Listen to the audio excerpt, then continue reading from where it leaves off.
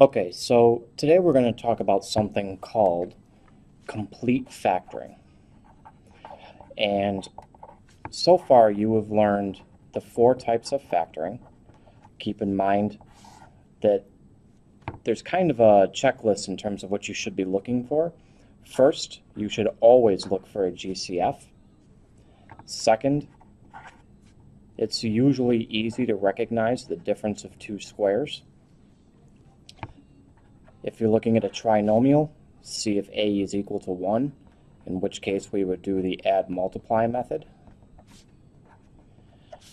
And the fourth one that we're looking at is the factor by grouping. Okay, now what complete factoring really involves most of the time is you're going to end up doing more than one of these within the same problem. So, for instance, if I were to give you something like 4x squared plus 36x minus 44. Okay, the very first thing that we're going to do always is look and see if there's a GCF. Hopefully you recognize in this example that there is a GCF of 4.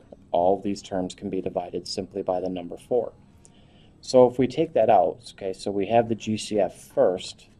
So if we take out the 4, we're left with 4 times the quantity x squared plus 9x minus 11. Okay. Now what we're going to do is look at what's left. We have this 4 on the outside, which is just a 4. There's nothing really that we can do about that. But now we look at the inside and ask ourselves if there's anything else that can be done. So I go back up to this checklist again. Now if I got the correct GCF the first time, there should no longer be a GCF. So looking here, no more have a GCF. It's not the difference of perfect squares because it's a trinomial. A is equal to 1 here. Keep in mind that that's a 1. So let's see if we can use the add multiply method. Are there numbers that multiply to negative 11 that add to positive 9?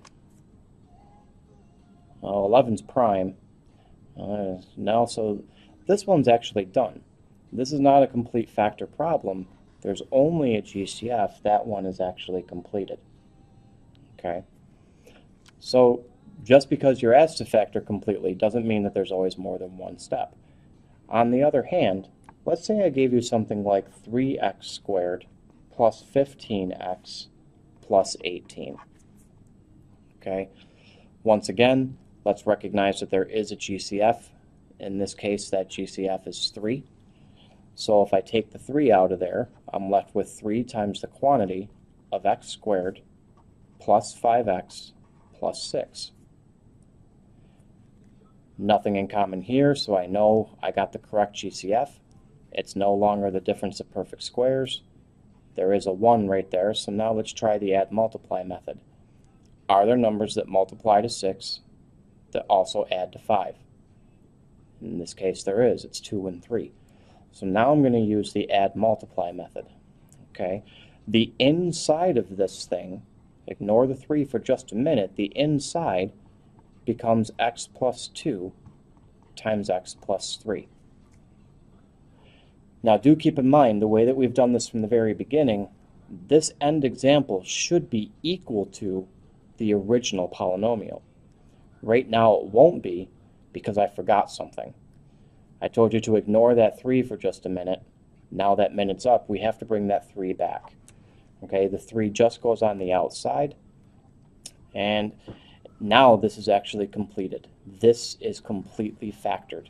This one actually had 3 factors total, a quantity here, along with the number 3. If I were to distribute this all through, I would actually multiply the 2 parentheses together, so I would get x squared plus 5x plus 6, and then I would multiply that answer by 3, keeping in mind that the commutative property tells me that I can multiply in whatever order I want to. Okay? This is what complete factoring is. A lot of the time a GCF is going to come out first. Alright, so even on simple ones, like if you were given something like 6y squared minus 24. Okay, that's a binomial. It should seem very simple. The first thing I want you to see is that there is a GCF in here. So if there is a GCF, let's take that out. I believe the GCF is 6, so this would be 6 times y squared minus 4. Okay, the GCF just sits out there by itself. Now we look at the inside. Does that factor at all? Well, I got the original GCF correctly because there's nothing in common. Is this a difference of perfect squares? Difference of perfect squares, yep. So this one is DOPS, which means that the y squared minus 4 is going to be y minus 2 times y plus 2. But do not forget to bring that 6 back down. Okay? This is now completely factored because all the different quantities are prime themselves. All right? Now all we really do is raise the complexity of all the different ones we do with this. So I did notice quite a few people were struggling a little bit with the factor by grouping.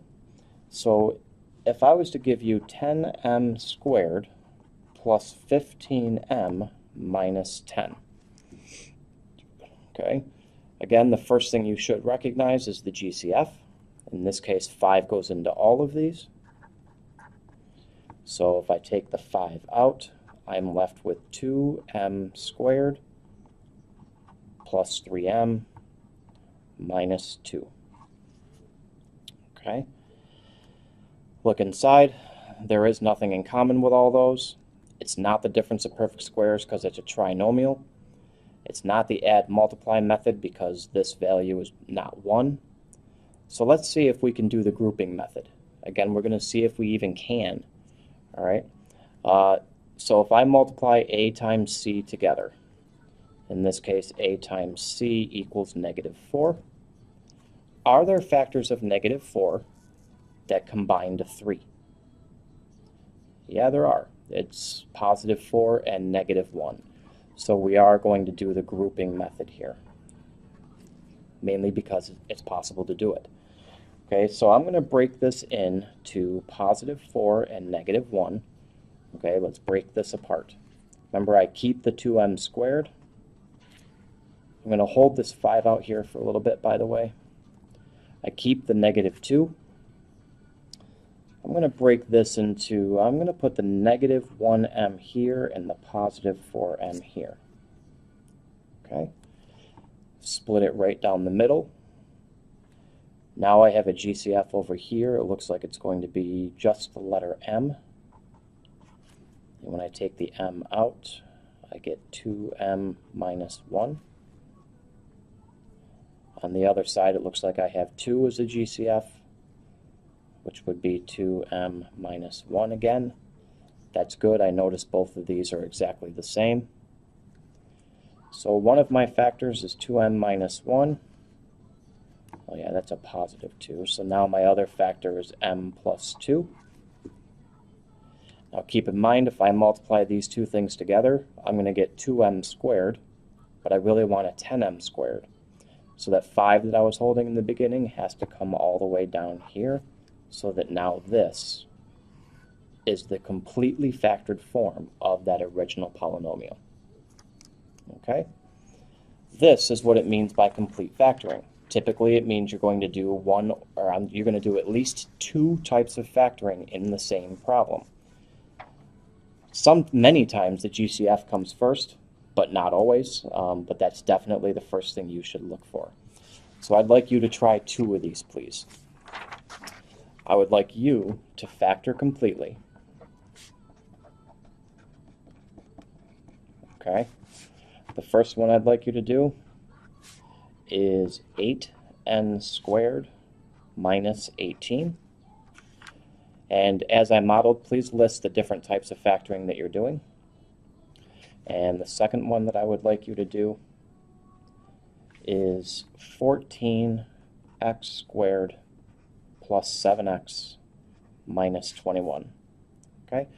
I'll expect to see both of those in class. If you have any questions, please be ready to ask. See you later.